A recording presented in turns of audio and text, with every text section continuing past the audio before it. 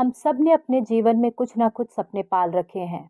कुछ लोग साधारण जिंदगी पाकर खुश हैं, कुछ लोग असाधारण बनकर समाज के लिए अपनी एक मिसाल कायम करना चाहते हैं। बीता हुआ कल बदला नहीं जा सकता है, लेकिन आने वाला कल आपके हाथ में होता है। अपने सपनों को जीने के लिए, अपने लक्ष्य को पाने के लिए सिर्फ कड़ी मेहनत ही काफी नहीं है। इंसान को उसी स्तर की मानसिक व शारीरिक परीक्षाओं से भी गुजरना पड़ता है। अर्थात जितने बड़े सपने होंगे, उतने ही कठोर इम्तिहान भी होगा। भारत के अरुणिमा सिन्हा एक ऐसी ही महिला है जिसके सामने मौत ने भी दो दो बार घुटने टेक दिए, जिन्होंने अपना एक पैर खोने के बाद भी एवरेस्ट जैसे पहाड़ को चढ़ने में सफलता हासिल की। नमस्कार दोस्तों, स्वागत है आपका आपके चैनल नारी की कहानी एक नारी की जुबानी में। यदि आप चैनल पे नए हैं तो चैनल को सब्सक्राइब करना ना भूलें और वीडियो पसंद आए तो लाइक का बटन ज़रूर प्रेस करें। उत्तर प्रदेश की राजधानी लखनऊ से लगभग 200 किलोमीटर दूर आम्बेडकर नगर में अरुणिमा का जन्म हुआ। इनका जन्म सन 1988 में हुआ। इनके पिताजी आर्मी में इंजीनियर थे। इनकी माताजी मेडिकल डिपार्टमेंट में सुपरवाइजर थी। 3 साल की उम्र में ही इनके पिताजी का देहांत हो गया। पिता की मृत्यु के बाद घर की सारी जिम्मेदारी इनके जीजाजी पर आ गई, जिन्हें यह भाई साहब कहा करती थी। इन्होंने आम्बेडकर नगर से ही अपनी स्कूलिंग की, फिर वहीं से ग्रेजुएशन भी किया। अरुणिमा सिन्हा को शुरू से ही स्पोर्ट्स में काफ़ी अधिक रुचि थी। इन्हें फुटबॉल, वॉलीबॉल, स्विमिंग जैसे स्पोर्ट्स बहुत पसंद थे। यह वॉलीबॉल की चैंपियन भी थी। परिस्थितियों के सामने अपने ड्रीम्स को अलग रखकर इन्होंने नौकरी करने के लिए प्रयास शुरू किया। इनके भाई साहब ने सलाह दी, तुम मिलिट्री की तैयारी करो, क्योंकि वहां पर बहुत सारे स्पोर्ट्स में भी भागीदारी का मौका मिलेगा। इसके बाद इन्होंने मिलिट्री के बहुत सारे एग्जाम दिए। अंततः इनका चयन CISF जो है सेंट्रल इंडस्ट्रियल सिक्योरिटी फोर्स में हो गया। लेकिन इनके एडमिट कार्ड में डेट ऑफ बर्थ गलत हो गया था, जिसे सही कराने इन्हें दिल्ली जाना पड़ा, जहां से इनके संघर्षों का दौर शुरू हुआ। शायद इसे हम उनके जीवन का टर्निंग पॉइंट भी कह सकते हैं। अरुणिमा सिन्हा 11 अप्रैल 2011 को पद्मावती एक्सप्रेस से लखनऊ से दिल्ली जा रही थी। रात के करीब 1 बजे कुछ शातिर अपराधी ट्रेन के डब्बे में घुस आए। उन्होंने अरुणिमा को धमकाते हुए उनके सोने की चैन खींचने की कोशिश की, जिसका अरुणिमा ने विरोध किया। कुछ देर संघर्ष करने के बाद उन 4-5 अपराधियों ने अरुणिमा को चलती ट्रेन से बाहर फेंक दिया। लेकिन इतना ही काफी नहीं था।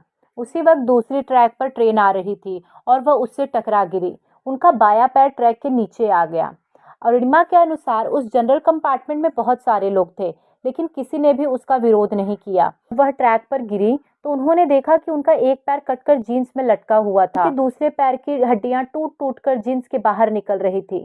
वो पूरी रात ट्रैक पर पड़े पड़े चिल्लाती रही, लेकिन कोई बचाने नहीं आया, बल्कि ट्रैक पर मौजूद चूहों ने उनके कटे हुए पैरों को कुतरना शुरू कर दिया।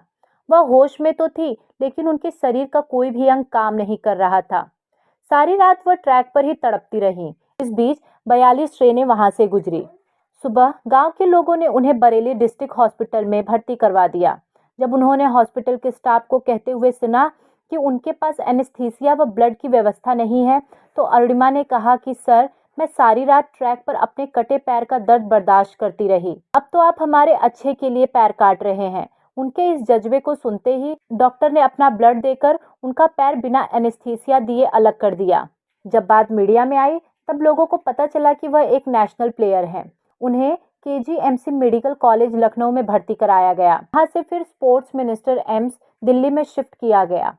प्लेयर होने की वजह से उन्हें अच्छा ट्रीटमेंट दिया जा रहा था। वह 4 महीने तक एम्स में भर्ती रही। अरुणिमा का कहना है कि जब वह थोड़ा ठीक हुई तो उन्होंने पेपर में देखा कि पेपर में छपा था अरुणिमा के पास टिकट नहीं था, वह ट्रेन से कूद गई। जब इस बात का खंडन उनके घर वालों ने किया, मीडिया में आया कि अरुणिमा सुसाइड करने गई थी। अरुणिमा का कहना था कि उन्होंने एम्स के बेड पर ही सोच लिया था, आज उन सब का दिन है जो तरह तरह की बातें कर रहे हैं, लेकिन कल मेरा दिन होगा जब मैं इन सब को प्रूफ करके दिखाऊंगी मैं क्या थी और मैं क्या हूँ। उनकी नज़र पेपर में माउंटेनियर पर छपे एक आर्टिकल पर पड़ी। उन्होंने दृढ़ निश्चय किया, अब वॉलीबॉल नहीं, लाइफ का सबसे टफ गेम खेलेंगी। उन्होंने माउंटेनियरिंग करने का निश्चय किया। इसके लिए उनके सामने बहुत सारी चुनौतियां थी। पहला कि किसी के सही गाइडेंस में ट्रेनिंग लेना, दूसरा इसके लिए स्पॉन्सरशिप ढूंढना, उन्होंने जब अपनी बात सबके सामने रखी कि उन्हें माउंटेनियरिंग करना है, तब लोगों ने उन्हें हर कदम पर निराश किया। यह क्या पागलपन है, तुम माउंटेनियरिंग कभी नहीं कर सकती, तुम्हारा दिमाग खराब हो चुका है, तुम्हारा एक पैर आर्टिफिशियल है और दूसरे पैर में रॉड है, तुम पागल हो चुकी हो, तुम्हारे स्पाइन में भी फ्रैक्चर है। लेकिन उन्होंने उन सब चैलेंजेस को स्वीकार किया। उनका मानना था कि सबसे बड़े मोटिवेटर आप खुद होते हैं। जिस दिन किसी भी लक्ष्य के प्रति आपकी अंतरात्मा जाग गई, आपको कोई नहीं रोक सकता उस लक्ष्य को पाने के लिए। अरुणिमा का मानना था कि उनका परिवार उनका बैकबोन है।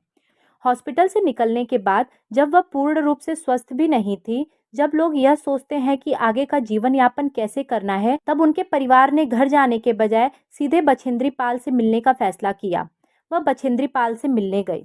बछेंद्री पाल ने जब अरुणिमा को देखा तो उनकी आंखों में आंसू आ गए। उन्होंने कहा, तुमने ऐसे हालात में एवरेस्ट जैसे दुरूह पहाड़ के बारे में सोचा तो तुमने अंदर से एवरेस्ट फतेह कर लिया। अब तो सिर्फ लोगों के लिए ही है। बछेंद्री पाल ने कहा कि अरुणिमा कहने से कुछ नहीं होता, तुम्हें इसे खुद करना होगा। फिर उन्होंने अरुणिमा का हर कदम पर साथ देने का वादा किया। अरुणिमा बताती हैं कि उन्होंने किन हालातों में अपनी ट्रेनिंग को पूरा किया। वो कहती हैं कि रोड से बेस कैंप तक पहुंचने में लोगों को 2 मिनट लगते थे, लेकिन मुझे 3-3 घंटे लगते थे। उनके राइट पैर की हड्डियां भी नहीं जुड़ी थी, लेफ्ट में प्रोस्थेटिक लेग लग चुका था, के घाव भी ताजे थे। जब वह पैर रखती थी तो पैरों से ब्लड आने लगते थे। सारे लोग नॉर्मल थे वहां पर। हर कोई उनसे कहता कि तुम धीरे धीरे आओ। दिमाग में आता है कि उन्होंने एवरेस्ट के लिए प्लान किया है। वह उनके बराबर भी नहीं चल पा रही हैं। उन्होंने खुद से संकल्प किया कि एक दिन जरूर ऐसा आएगा जब वह उनसे पहले पहुंचेंगी।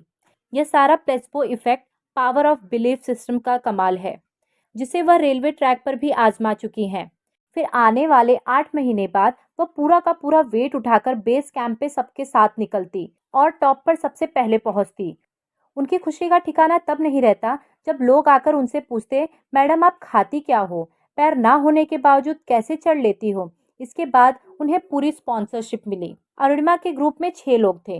वह रॉकी एरिया तक तो सबसे आगे थी। जैसे ही वह ब्लू आइस पर गई, उनका प्रोस्थेटिक लेग स्लिप कर जाता था। जैसे ही वह अपना प्रोस्थेटिक लेग आगे बढ़ाती, उनका लेग पूरा मूव हो जाता था। शेरपा ने बहुत बार कहा, अरुणिमा तुमसे नहीं हो पाएगा। इस पर वह कहती, यह मेरा प्यार है, मुझे पता है यह कैसे चलेगा। कैंप 3 तक उन्होंने ऐसे ही दिक्कतों के साथ चढ़ाई की। कैंप 3 के आगे जब साउथ पोल समिट की बात आती है, अच्छे अच्छे दिलेर माउंटेनियर्स के भी हौसले पस्त हो जाते हैं जब वह अपने सामने लोगों को मरते हुए देखते हैं। जब वो सोचते हैं कि जिस चीज को फतेह करने जा रहे हैं उसी के लिए इसने अपनी जान गंवा दी।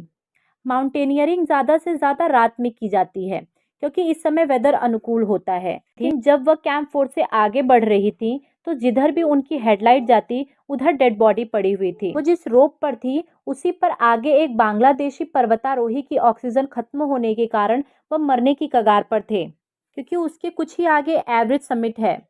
उनका मानना था कि आपके जीवन में गोल्डन चांस बार बार नहीं आते।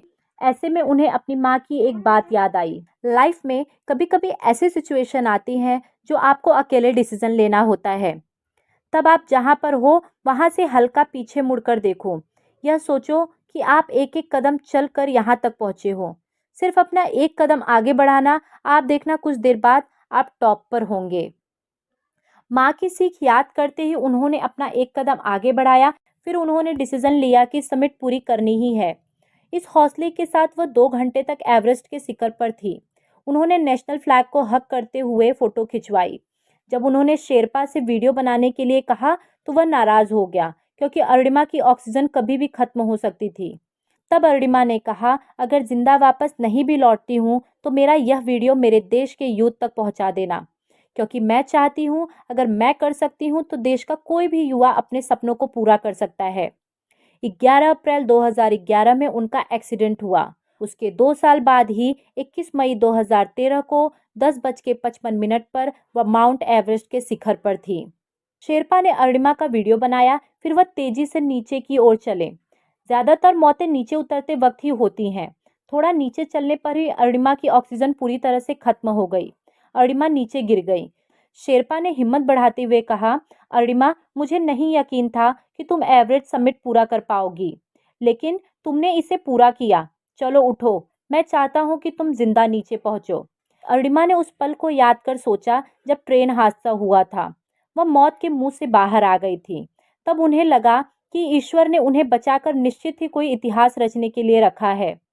तभी एक ब्रिटिश क्लाइंबर आ रहा था। उसके पास 2 ऑक्सीजन सिलेंडर थे, लेकिन वेदर खराब होने के कारण उसने एक सिलेंडर वहीं फेंका और नीचे की तरफ उतरने लगा। शेरपा ने तुरंत वह सिलेंडर उठाया और अरुणिमा को लगाया। शेरपा ने कहा, अरुणिमा तुम बहुत लकी हो जो यहाँ पर तुम्हें ऑक्सीजन मिला। अरुणिमा और थोड़ा नीचे पहुंची तो उनका प्रोस्थेटिक लेग निकल गया। वहाँ का टेम्परेचर -60 डिग्री पर था।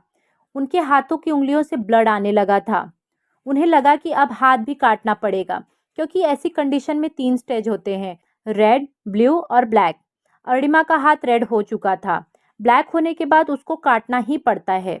फिर वह किसी तरह एक हाथ में प्रोस्थेटिक लेग और एक हाथ से रोप पकड़कर घसीटते हुए साउथ पोल तक पहुंची।